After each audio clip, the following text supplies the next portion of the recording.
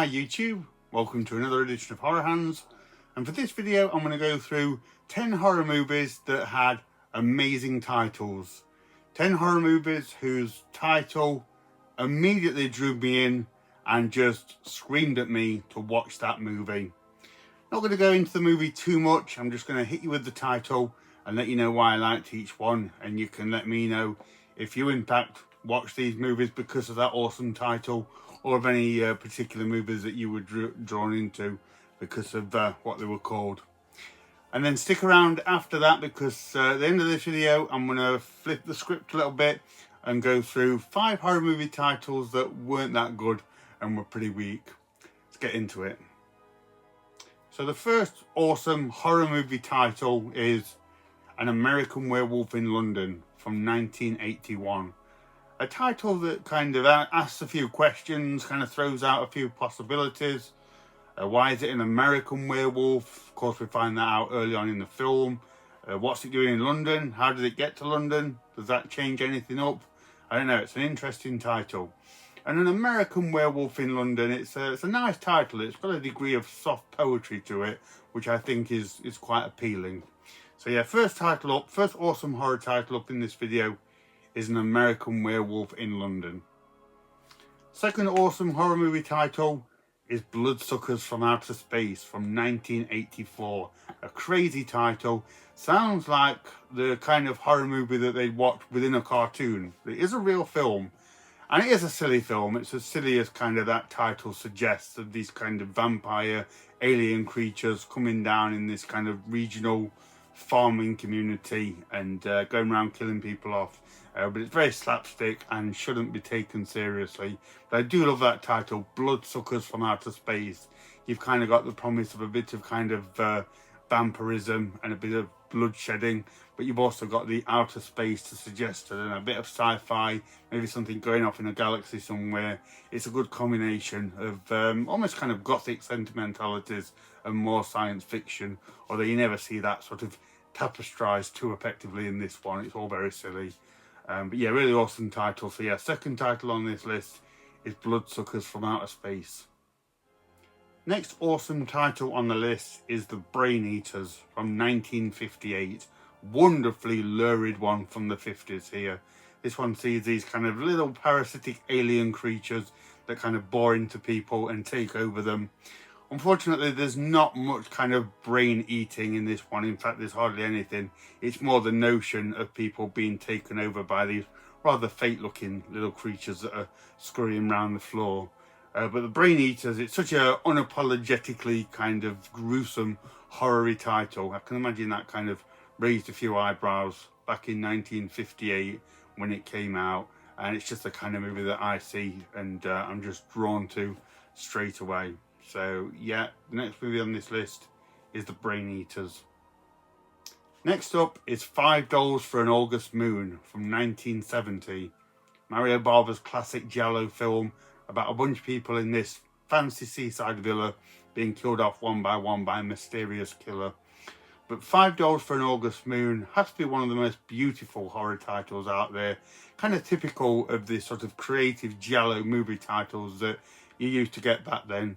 But this one just feels a little bit more elegant than a lot of them. Has a real kind of nice, exquisite creativity to it. And it's one that always makes me smile if ever I see or hear it. I can't even remember if $5 for an August Moon pertains to anything specifically in the movie. But yeah, that's such a wonderfully beautiful title. So yeah, next on this video is $5 for an August Moon. Next on this list we have Found. So just a quick, short, snappy, one-worded title, Found. And Found is a great movie. It's a pretty hard-hitting film. It's considered a pretty strong movie to watch, and it is. It has a devastating ending. But I've always liked that title. I'd heard about the movie for a long time, knew it was quite a gruesome watch. But again, was just intrigued about that title. It grabbed me, but it didn't give me anything. It's like, what's found? What's been found? What is it? I was always intrigued to know what that was, and of course got round to the movie, and you understand why it's kind of called what it's called. But before then, it just had an air of mystery and notoriety, which was a tempting concoction. So yeah, next on this list, Found. Next up we have Frankenstein and the Monster from Hell from 1974. Goodness me, Hammer, don't play down the movie title, will you? This one is such an awesome title. The lurid promise of this one is just hard to resist. You know, if it's Hammer Horror, Frankenstein, you're going to have a hit. It's going to be great. You got Peter Cushing in it, which is a surefire thing. But throwing a monster and a monster from hell is like, oh my goodness. I would have brushed to seen that movie in 1974 just to see what it was about and how Frankenstein tangled up with this monster from hell. It's a fantastic title. I mean, Hammer had some great lurid titles, but this one is kind of even more kind of overreaching. Problem is in this satanic monster doing battle against Frankenstein. So yeah, next on this video, Frankenstein and the Monster from Hell. Next up we have It Came from Outer Space. One of these sort of ominous 1950s titles of it came from here or it came from there. You're never too sure what the creature was going to be or what it looked like. But yeah, these movies always kind of promise that something would come from somewhere and be very terrifying. But It Came from Outer Space, again, it's just got that intriguing title of what is this thing? It's out of space, so it could be anything. It could be an alien being, could be a tentacled monster. You never quite know, but it's coming to Earth and someone's got to deal with it. And yeah, it's just, as I say, one of those quintessential 1950s titles that I'm always drawn to. So yeah, really awesome title. It Came from Outer Space. Next up we have The Mutilator from 1984. Hopefully obvious why this one's included on the list, but what a title. I remember coming across this one on video when I was a kid, and just that title alone of The Mutilator had sold it to me already. I thought, I'm okay with this guy. This guy's going to deliver. He's the Mutilator. And this was such a fun 80s slasher film. Lots of gruesome deaths in this one, as the title would suggest. It would have been a bit of an anticlimax if a movie like The Mutilator would have been a slow burn. But fortunately, it's not. It's a really awesome slasher. One of my favourite movies. But yeah, that just sort of quick, snappy, hard-hitting The Mutilator was irresistible for me as a young kid discovering all these movies. I was drawn straight to it. So yeah, another awesome title, The Mutilator. Next up we have Night of the Living Dead. A horror movie title that I think has somewhat been diminished by its kind of pop culture recognizability. People just kind of sound it off as if it's sort of this brand name, which it kind of is, Night of the Living Dead. It's a huge horror movie.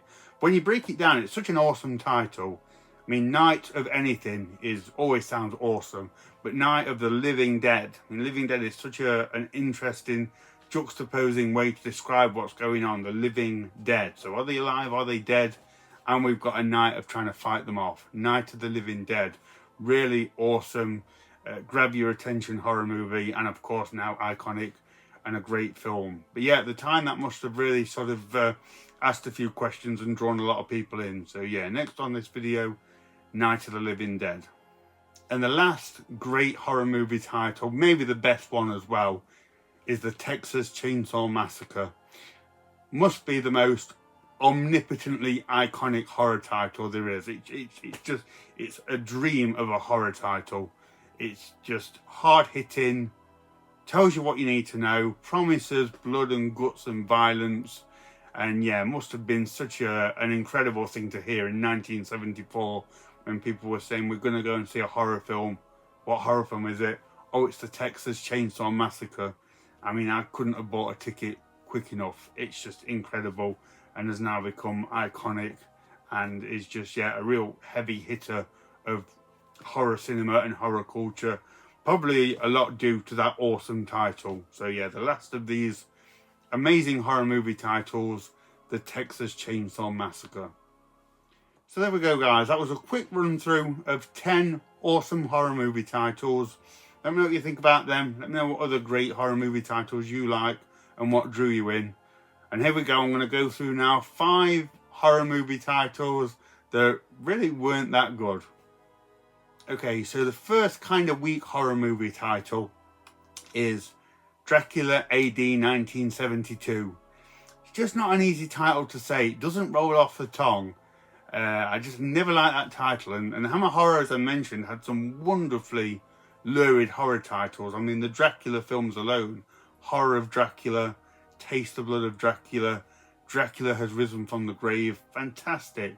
But Dracula AD 1972, it's just rigidly formal, almost sounds like it's a classification of the movie rather than some amazing horror title to draw you in. So yeah, it's never one that I've liked. Dracula AD 1972.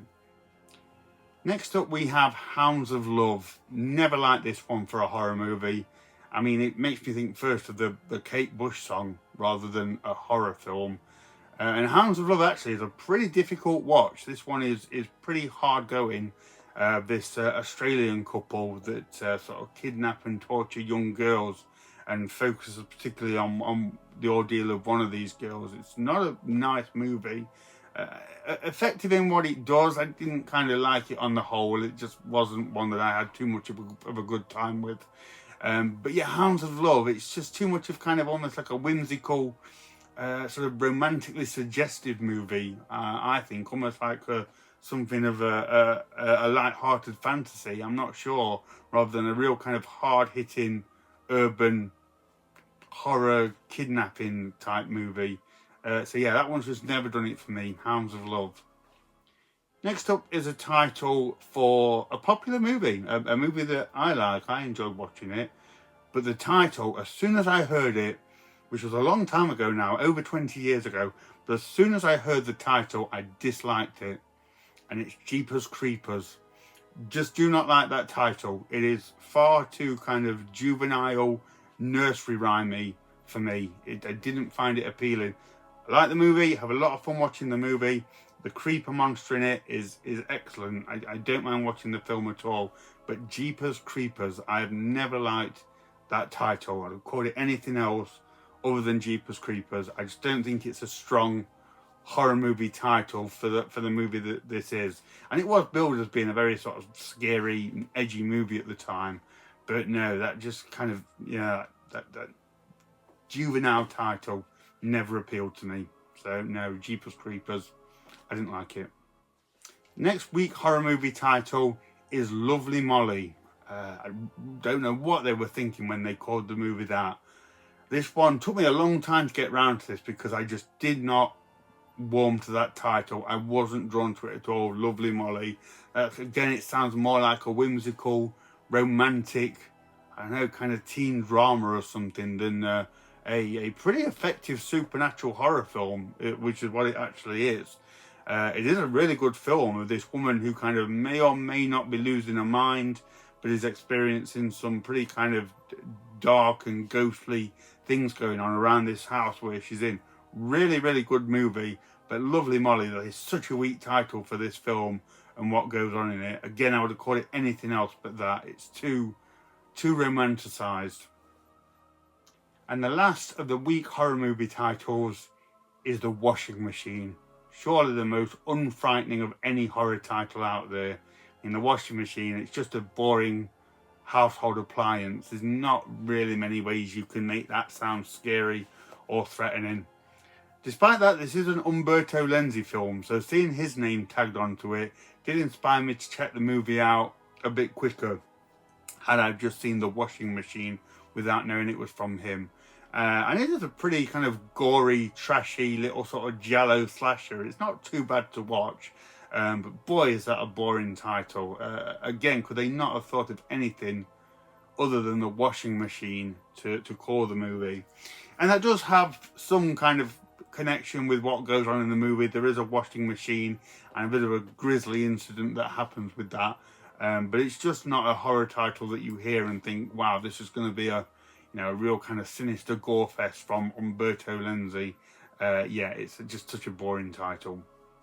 So there we go, guys. 10 great horror movie titles, 5 not so good.